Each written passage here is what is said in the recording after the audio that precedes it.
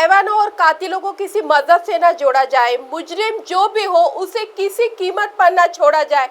हम दिलाएंगे गुनहगारों को सजा। आप देखते रहिए एमएनएस न्यूज लाइव। नमस्कार, एमएनएस न्यूज लाइव में आप सभी का स्वागत है। मैं हूं आपके साथ विजय। आइए देखते हैं देश और दुनिया की तमाम बड़ी, खास और सनसनीखेज खबरें। हाथियों का नंदनवन बन गया मौत का जाल। मां पर हाथ उठाया तो हथौड़े से कर दी भाई की हत्या। 2 दिन तक पलंग के नीचे छिपा रखा था शव। इलाज के दौरान युवती की मृत्यु पर परिवार के लोगों ने किया हंगामा। आइए देखते हैं अब खबरें विस्तार से।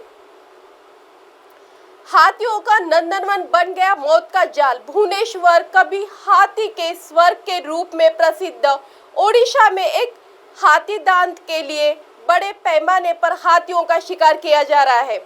पूर्वी भारत में 74% हाथी अकेले ओडिशा में थे, लेकिन अब यह अनुपात घटकर 30 पर आ गया है। ओडिशा में पिछले एक दशक में 797 हाथियों की मौत हो गई है। ओडिशा में हाथी दांत हासिल करने के लिए हाथियों को बिजली का झटका देकर या उन्हें जहर देकर मार दिया जाता है। राज्य के वन विभाग अधिकारियों के अनुसार शिकारी जंगल में बिजली के तारों का जाल बुनते हैं। इसमें फंसते ही हाथियों की करंट लगने से मौत हो जाती है। इस तरह 40 हाथियों की मौत हो चुकी है।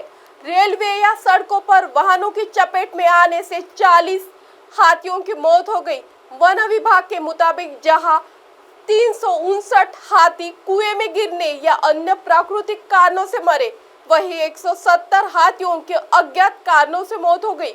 ओडिशा में हर साल करीब 18 से 20 हाथियों की मौत हो जाती है। सिमिलीपाल टाइगर रिजर्व के बकुआ गांव के पास 8 दिसंबर को एक हाथी का शिकार किया गया था। यह आरोप लगाया गया है कि इस हाथी के अवशेषों को वन अधिकारियों द्वारा जला दिया गया था या नदी में फेंक दिया गया था। मामले को ओडिशा उच्च न्यायालय ने गंभीरता से लिया। कोर्ट ने कहा है कि ओडिशा सरकार हाथियों के अवैध शिकार को रोकने में नाकाम रही है। हाथियों का आवास नष्ट किया जा रहा है। ओडिशा में बढ़ते शहरीकरण, खनन और औद्योगिकरण के कारण बड़े पैमाने पर वनों की कटाई हो रही है। जंगल सिमट रहे हैं और हाथियों के आवास नष्ट हो रहे हैं। जंगलों में पर्याप्त भोजन नहीं होने के कारण हाथी अपना पेट भरने के लिए गांव में खेतों में घुस जाते हैं। इससे बड़े पैमाने पर फसल बर्बाद हो जाती है। मां पर हाथ उठाया तो हथौड़े से कर दी भाई की हत्या।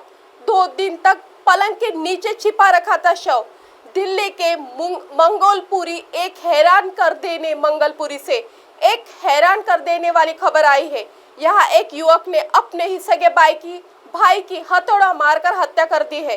वारदात के बाद 2 दिन तक वह शव को पलंग के नीचे छिपाए रखा।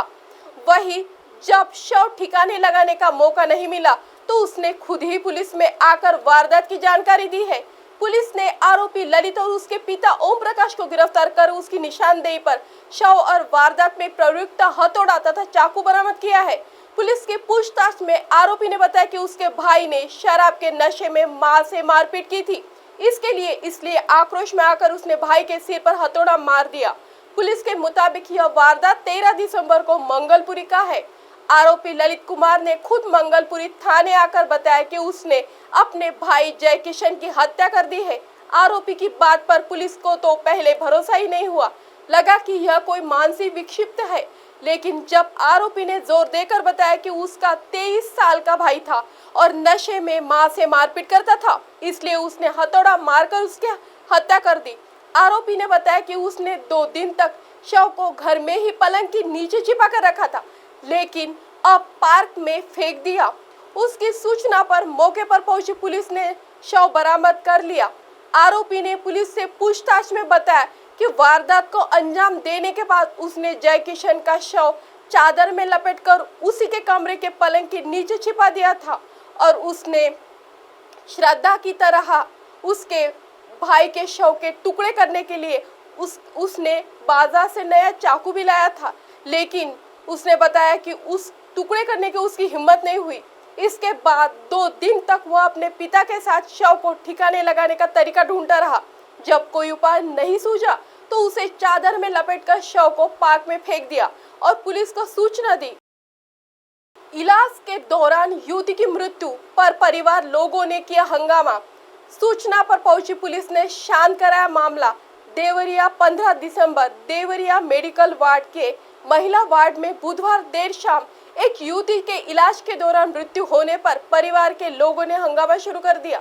सूचना पर पहुंची पुलिस ने मामले को शांत कराया।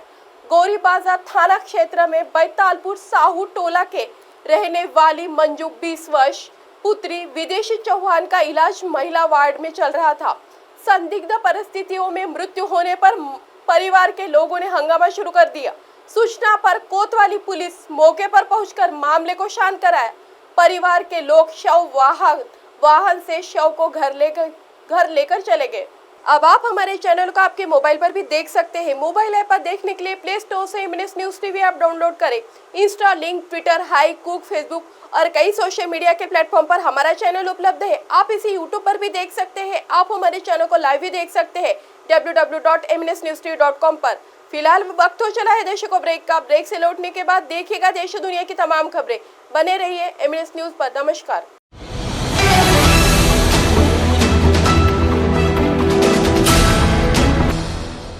ये है एमएनएस न्यूज नेटवर्क और आप देख रहे हैं एमएनएस न्यूज।